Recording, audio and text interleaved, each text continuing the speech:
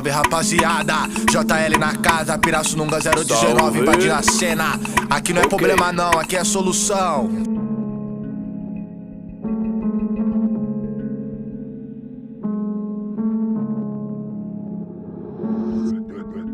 Meu nome é Márcia Regina Mineiro, sou nascida e criada aqui na cidade de Pirassununga. Sou filha e neta e bisneta de mulheres muito fortes, muito guerreiras. Pirassununga não é uma cidade que não tem uma tradição nessa questão da negritude, né? É uma cidade ainda que precisa evoluir muito ainda nesse sentido, que é a negação, né? Do racismo, do preconceito, né? Nós temos aqui festas que homenageiam as famílias, os imigrantes que vieram da Itália, que vieram de Portugal, enfim, principalmente da Itália, e nós deixamos em segundo plano ou simplesmente nunca existiu comemorações que exaltem as famílias negras aqui de Pirassununga, que são muitas. O racismo, né, interessa a esse tipo de gente, ao homem branco, heteronormativo, né? É a eles que interessa a perpetuação do racismo no nosso país. Então agora, principalmente agora nessas últimas eleições aí nas cidades maiores, nas cidades grandes, né? Aqui em Pirassununga ainda não, mas um grande número de candidaturas negras foram eleitas nessas cidades. Porque afinal de contas, nós negros, né, e afrodescendentes representamos mais de 50% da população. E essa representatividade a gente não vê nos espaços políticos, nos espaços de decisão de poder aqui no país. Que a única maneira que a gente tem de mudar alguma coisa nesse país é pelo viés político. Enquanto isso não acontecer de verdade, o racismo vai continuar imperando. Muita concentração, muita informação, centrado na missão, focado na ação. Ali, na escola pública, é onde estão os meus. Quando eles sentem que eles têm um apoio, que eles têm com quem reclamar, falar sobre as angústias, né, sobre o preconceito mesmo, que acontece, obviamente, que acontece também no ambiente escolar, porque o ambiente escolar ele é uma microcélula da sociedade, então o que acontece aqui acontece lá. Você chamar o seu colega de macaco é racismo, né? E que racismo é crime. Esse confronto, né? Que as pessoas têm que olhar e falar, não, a professora do meu filho é preta e eu vou ter que lidar com isso. As pessoas não querem ser racistas, ninguém quer. Então é um processo de desconstrução mesmo. E como é que faz isso? Então com vocês, a nossa aprendiz de griot, Vânia Faria. Negro Sou, o poema de Vitória Santa Cruz. Ele foi levado para a sala de aula dos pequenos. Porque eu não posso usar a roupa que eu quero, a roupa que eu gosto, não preciso seguir a tendência, posso seguir a minha própria identidade, eu posso ser feliz do jeito que eu sou. E é isso que nós, professores, que trabalhamos com as histórias africanas, com a cultura africana, nós pretendemos colocar em sala de aula, para a partir daí começar um sentimento de respeito, de reciprocidade, de empatia com o outro. Família, respeito, saudade, carinho e amor. Através dessa história nós podemos falar sobre as diversas estruturas familiares, sobre a cor, sobre religião, né? Por que não falar sobre religião? Nós podemos, através das histórias, acrescentar, adaptar e colocar uma visão de mundo para a criança que, de repente, ela não tem. A criança, às vezes, não se vê negra. Outras vezes, apenas ela, apenas uma negra. Este retângulo aqui, com esta tesourinha, significa cada pedacinho do retalho uma história. Pedir para cada família que traga um pedaço de um tecido que tenha um significado importante para a família. E cada família trazendo será cortado em quadradinhos com o nome da criança né? Então formando uma colcha de retalhos, que na verdade seria uma colcha de histórias, cada um com a sua história, com a sua verdade, com a sua família, uma diferente da outra, que isso é muito importante para a criança pequena entender. Identidade e autonomia, para a criança, o que significa? Ela tem que saber quem é ela, da onde ela veio, o que ela está fazendo ali. Os outros que estão ali têm que aprender a respeitá-la e a respeitar-se entre os seus pares. Do respeito vem todo o resto. Do respeito vem o bom andamento da amizade, da reciprocidade. Do respeito vem tudo. Quando eu entro em sala de aula, principalmente dos maiorzinhos, nós temos um grito de guerra. Eu ensino assim: o que é respeito, pessoal? É assim, professora, o que eu não quero para mim, eu não faço para os outros. O que eu não quero para mim, eu não faço para os outros. É uma frase que era repetida todos os dias no momento que nós entrávamos em sala de aula. Eu gostaria que essa parte da entrevista fosse na íntegra, porque hoje eu sinto que há esperança. A primeira infância, a parte mais importante, aonde constrói-se vivências, a socialização, incutir essa consciência na criança de que ela é capaz de mudar o mundo, ela é capaz de mudar o espaço onde ela está inserida. Às vezes me chamam de negro, pensando que vão me humilhar, mas o que eles não sabem é que só me fazem lembrar que eu venho daquela raça. Às vezes me chamam de negro, pensando que vão me humilhar.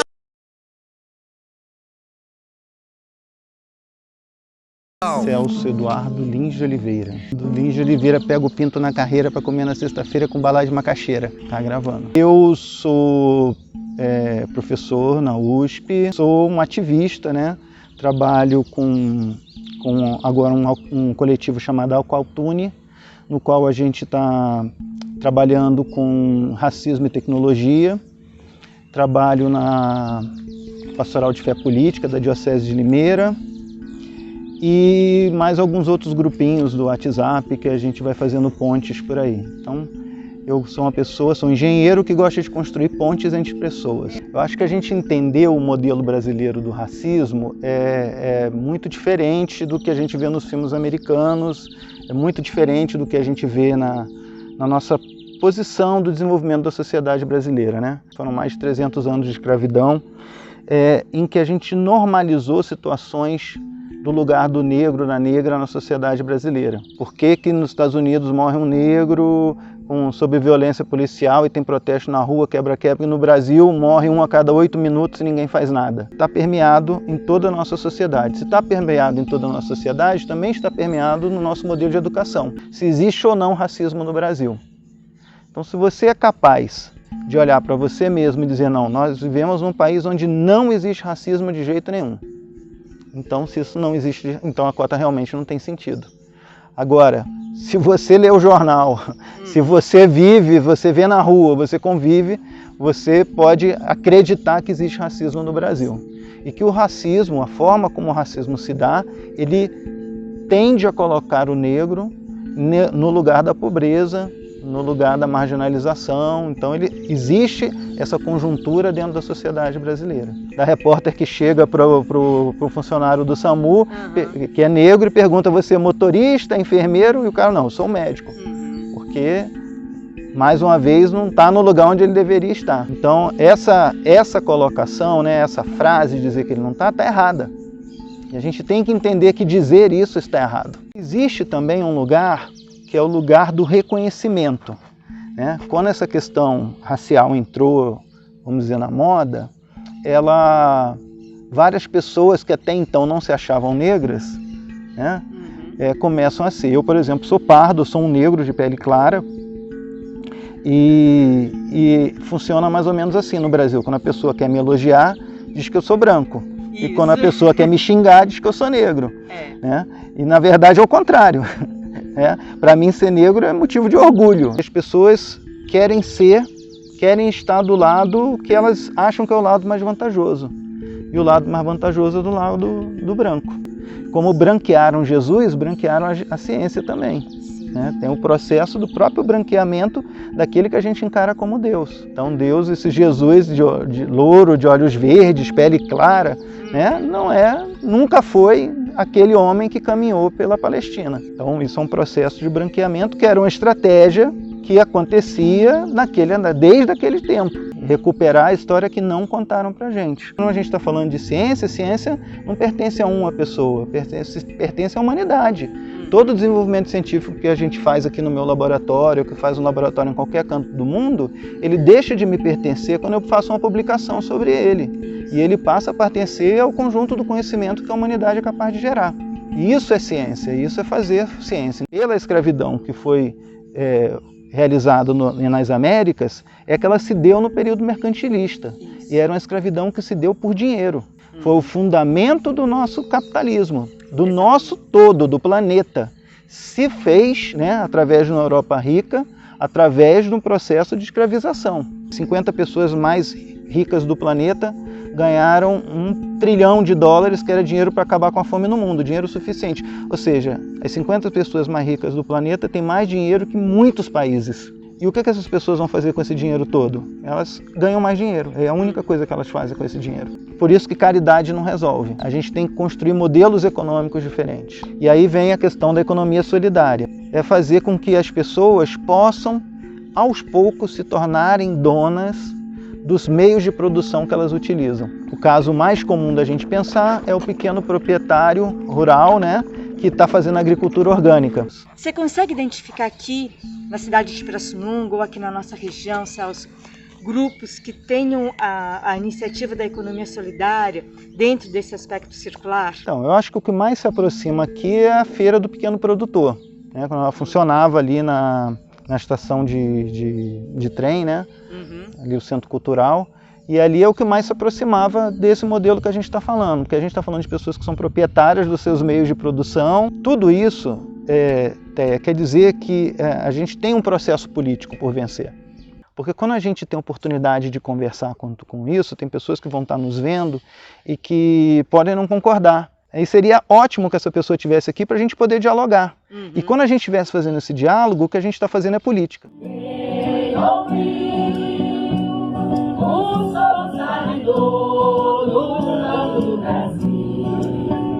É da minha natureza. Se eu pensar em algum momento, normalmente eu não fico quieta, não me calo. Nem que queiram me calar, eu não vou querer ficar calada. Eu vim para cá muito cedo. Eu nasci em Campinas, mas eu vim para cá muito cedo. Minha vida toda foi aqui em Pirassununga. A descoberta de ser uma mulher negra em Pirassununga. Você sabe, Té, que demorou, viu? E durante muito tempo eu me sentia menor.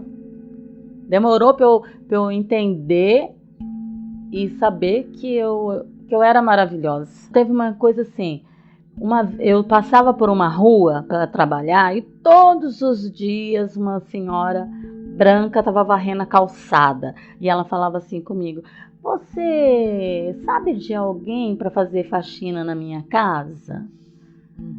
Isso vários dias. Eu fiquei, mas por que ela acha que eu sei? Eu não sei de ninguém para fazer faxina na casa dela. Aí um dia eu resolvi que eu ia responder. Eu sempre falava, não sei. Aí um dia ela, você sabe de alguém para fazer faxina na minha casa? Falei, não sei. Se você souber, você me avisa que eu também estou precisando. Eu me sinto responsável para falar o contrário. Se eu sei que não é assim, eu não posso ficar calada. Eu não posso silenciar. Eu tô com a neta aí, vindo. Eu não posso silenciar. Eu não posso deixar de passar isso para ela. Como eu passei para minha filha e para o meu filho.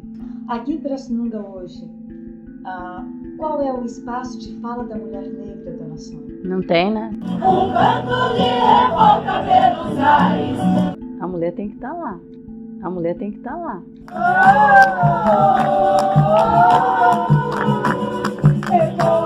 Não. Ah, podia falar? Já falei. Não, e assim, por que, dona Sônia? Escolhem e todo mundo é membro de alguma coisa, tem um cargo, mas não faz. Não tem força, não tem conhecimento. A mulher tem que estar lá. Elas que têm filho para ir para a creche, elas têm que ir para trabalhar, elas que engravidam. Porque se faz para uma, faz para todas. Onde está essa política pública que não apoia em nada? A mulher tem que estar lá. Tinha que chegar mais perto dessas mulheres, falar, convidar e falar o que é, porque a maioria não vai saber. Muitas têm boa vontade, mas não vão saber. É uma luta. Ela trabalhou o dia inteiro para ela sair, para ela participar. Quem que trabalha o dia inteiro, chega em casa, criança, marido, janta, ainda sair com um compromisso para um conselho. Tem que ser uma coisa leve, uma forma de convite que não seja leve, não vai ser, né? Tem que ter disposição. Quando você falou no início que aqui em Pirassununga o racismo ele é camufladinho, mas nas últimas eleições isso ficou muito mais aberto. Quem estava escondidinho se acha no direito. Se quem está no poder por que eu não posso ser? Porque se a gente estiver no poder, primeiramente vai lutar por uma igualdade. E nem todo mundo quer ter igualdade. Você conhece o professor Emerson? O Emerson é um jovem educador, eu falo jovem, tem 30 anos de idade, atuo na educação desde os 20 anos, já há 10 anos, entrei cedo ali no mercado, na área, e eu me vejo assim, ainda como um jovem educador que acredita na educação como possibilidade de mudança social, estrutural, né? É um jovem que acredita nas pessoas, que acredita no futuro, né? Um jovem sonhador, dessa forma que consigo me definir. E aí eu fui me organizando, encontrando meu espaço, né? Sendo visto nesse espaço, que por um jovem negro ser visto nesse espaço também muitas escolas que eu passei, a gente podia contar quantos professores negros, quantas professoras negras estavam ali na faculdade também, na minha educação básica, meus professores da educação básica também. Então eu ali, no sentido da representatividade mesmo, principalmente nas escolas de periferia, quando chegava ali um jovem negro que representava para aqueles outros jovens negros, olha ele é o nosso professor. É o conhecimento que foi conseguindo me dar voz também.